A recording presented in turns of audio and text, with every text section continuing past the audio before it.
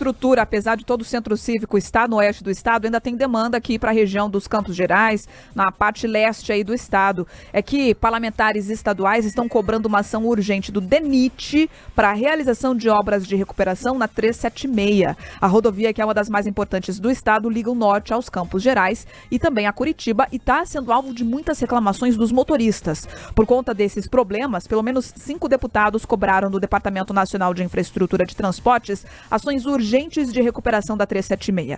O requerimento foi assinado pelos deputados Tercílio Turini, do MDB, Jairo Tamura, do PL, Alexandre Amaro, do Republicanos, Luiz Cote, do PSB e Luiz Fernando Guerra, do União Brasil. O trecho em questão faz parte do lote 3 do novo pedágio, que foi arrematado pela empresa CCR, mas a empresa só deve assumir oficialmente essa concessão dentro de 120 dias. Enquanto isso, a responsabilidade de manutenção e realização de obras é do órgão federal.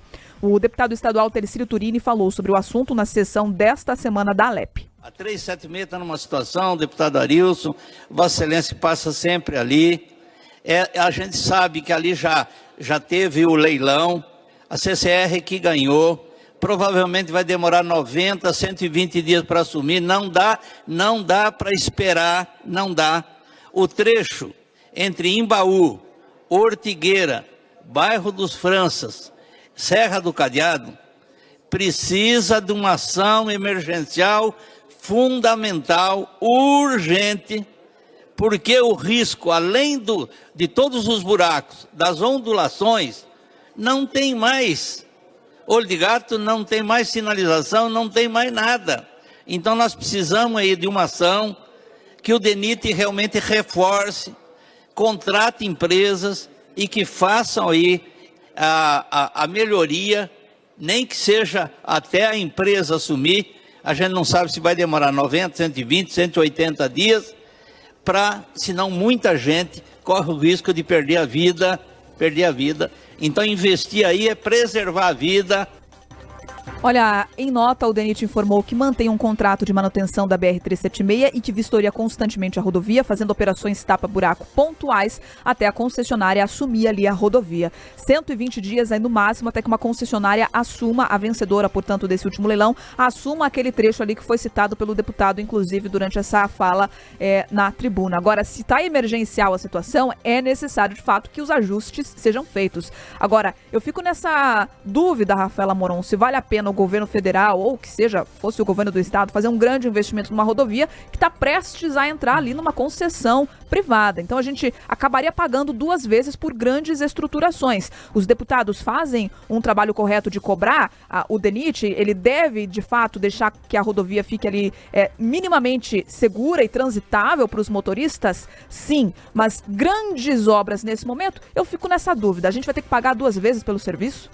Os deputados estão fazendo política, né? Levando ali a representação da região e dando voz ali às dificuldades que se desenham em relação a esse trecho, né? A leitura de que o trecho é caótico, tem ali uma estrutura que estaria em frangalhos, muito complicada, e os próprios deputados, essa semana de trabalho na Assembleia Legislativa, chegaram a registrar ali, por exemplo, né, a questão do aeroporto de Londrina, que seria uma alternativa de deslocamento à estrada e que tem só um voo por dia.